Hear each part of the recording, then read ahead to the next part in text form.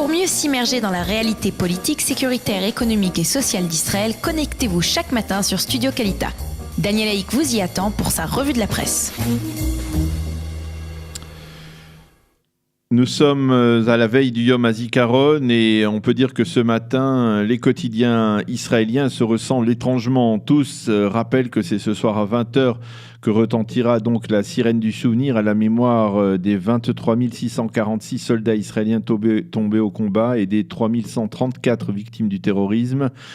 Une sirène d'une minute qui marquera le début des commémorations du Yom HaZikaron avec bien entendu la cérémonie officielle qui se tiendra sur l'esplanade du mur occidental en présence du président de l'État d'Israël Reuven Rivlin et du chef d'état-major de Tzahal ainsi que des représentants des familles endeuillées. Puis bien entendu les journaux soulignent que dès demain à 11h une seconde sirène du souvenir retentira, une sirène de 2 minutes et ensuite débuteront dans les cimetières militaires du pays des cérémonies en présence de personnalités israéliennes bien entendu, mais on peut parler de plusieurs centaines de milliers d'Israéliens qui se rendront dans ces cimetières pour rendre hommage à ceux qui ont permis que l'État d'Israël vive et soit protégé. Alors ce matin, les journaux se ressemblent parce qu'ils mettent, une fois n'est pas coutume, ce qui nous divise de côté pour insister sur ce qui nous rassemble et ils nous livrent de très nombreux récits de souvenirs de ceux qui sont tombés.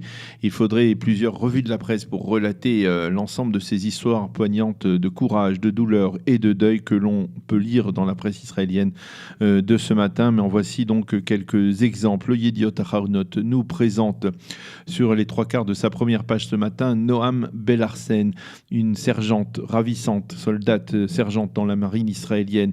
Le titre de cet article, Le père que je n'ai pas connu, car Noam Belarsen, 20 ans, est la fille du commandant Eitan Belarsen, Zichrono Livracha, qui est tombé au Liban il y a 19 ans.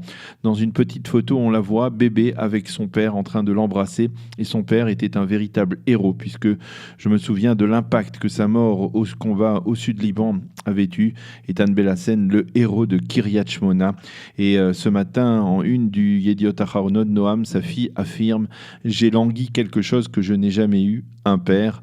Et dans les pages qui vont suivre, le Yediot Aharonot nous relate d'autres histoires d'enfants qui n'ont jamais connu leur père ou même leur mère, comme Dani Ben-Ari, le fils de Miri Ben-Ari, l'une des héroïnes de la guerre d'indépendance, qui est tombée au combat à Nitzanim en 1948. Et on voit sur une photo Dani en petit garçon d'1 an avec sa mère. Et le journal cite Miri Ben-Ari qui a écrit peu avant de partir au combat « Je prends congé de mes enfants parce que je veux être libre dans mon pays et combattre pour cela ». Et Dani, son fils, qui a aujourd'hui 71 ans, affirme « Je n'ai jamais dit maman de toute ma vie ». Et beaucoup plus près de nous, le Yediot Aharonot consacre une page à Sivan, la veuve du capitaine Safrir Bar-Or, Zichrono Livracha, qui est tombé au combat durant l'opération Bordure Protectrice durant l'été 2014. Sivan a écrit à propos de ses enfants Liane et Harel, qui ne connaîtront pas leur père. Plus ils grandissent, plus ils aspirent à ce que je leur raconte des histoires sur leur père. Il y a peu, lorsque Liane a célébré son 4e anniversaire, elle a exprimé un vœu. Que nous soyons, a-t-elle dit, à nouveau une famille comme toutes les autres, avec un père, une mère et des frères et sœurs. Et dans une autre page du Yediot Aharonot, Aviad Strauss, le fils du sergent Aryeh Strauss, Zichrono Livracha, qui est tombé dans le terrible combat de Sultan Yacoub durant la première guerre du Liban, en juin 82, combat dont ne sont jamais revenus les 3 disparus que sont Zecharia Bohemel, Tzvi Kaltz et Tzvi Feldman. Et Aryeh Strauss raconte comment, 1 mois avant qu'il ne se marie, il a retrouvé une cassette de son père chantant Yevarechecha, un chant tiré de la Birkat Kohanim, et il a décidé immédiatement que c'est ce chant qui l'accompagnerait sous la choupa. Le Israël Hayom, lui, publie en page 2 la lettre du chef d'état-major, le général Gadi Azenkot, aux soldats et officiers de Tzahal à l'occasion de ce Yom HaZikaron. À l'heure du souvenir personnel et du sentiment de perte nationale, nous sommes tous unis, a écrit le chef d'état-major qui termine sa lettre par Hachem Oz Leamoiten, Hachem Yevarech et Amo Bachalom. Tandis que Eli Ben Shem, le président de l'association Yad Lebanim, qui réunit les familles endeuillées, affirme, lui, dans son éditorial ce matin, toujours dans le Israël Hayom, la douleur nous rend fous, écrit-il, mais la vie continue malgré tout. En cette veille du 70e anniversaire de l'État d'Israël, nous devons saluer 70 ans de courage, de bravoure, de force et de succès. Nous devons nous tenir droit avec fierté et brandir très haut notre drapeau bleu et blanc. Et de grâce, n'attendons pas la prochaine guerre pour faire la paix entre nous. Et en cette journée du souvenir, prenons de meilleures résolutions afin que nous soyons plus unis les uns et les autres et que nous soyons plus prudents dans nos paroles. Écrit donc ce matin Eli Ben Shem à la mémoire donc des soldats tombés au combat. Le Israël Hayom indique qu'hier, lors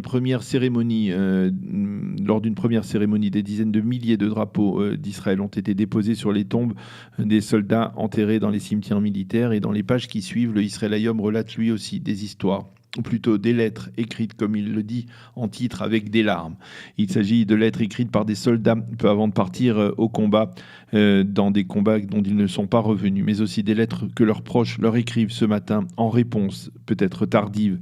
Il y a par exemple une lettre du capitaine Tal Berdugo à sa fiancée Adi, une lettre dans laquelle il lui écrit qu'il est globalement heureux, même lorsque les journées de service militaire ne sont pas marrantes. Je suis heureux parce qu'à 90% de mon temps, je pense à toi pendant 90% de mon temps. Et enfin, je voulais te dire, écrit-il, je voulais te préciser que je vais me marier avec toi. Nous aurons des enfants, un chien, un chat et un hamster.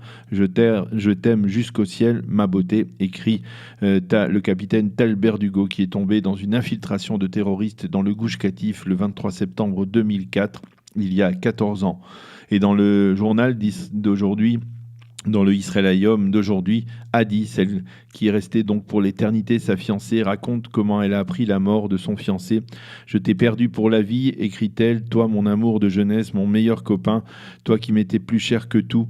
Pendant les Shivas, j'étais entouré, mais j'étais tellement seul.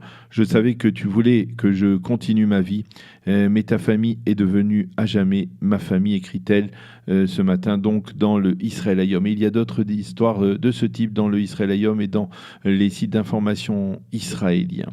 Et puis le site du Time of Israel, dans sa version en français, publie ce matin le témoignage de Samuel Sandler, le père du Rav Yonatan Sandler, le grand-père d'Arié et Gabriel Zichronam Livracha, qui ont été assassinés devant l'école Otsar Torah à Toulouse ce terrible 19 mars 2012.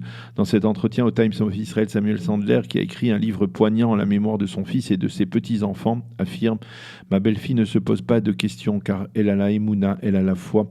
Mais moi, oui, je m'en pose », écrit-il. Un livre dont nous avons parlé à ce micro avec Samuel Sandler il y a quelques semaines et qu'il faut lire en particulier durant cette journée du souvenir, puisque depuis le début des années 2000, le souvenir des victimes, comme je vous le disais, du terrorisme est associé à celui des soldats tombés au combat.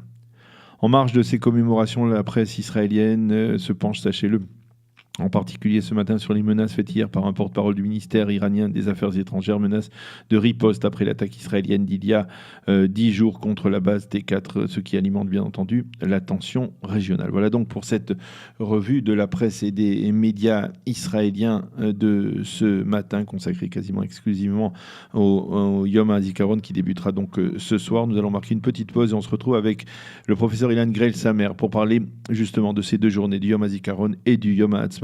Journée à la fois très exaltante, très difficile et très exaltante donc pour l'ensemble de la population israélienne. Pour mieux s'immerger dans la réalité politique, sécuritaire, économique et sociale d'Israël, connectez-vous chaque matin sur Studio Kalita. Daniel Haïk vous y attend pour sa revue de la presse.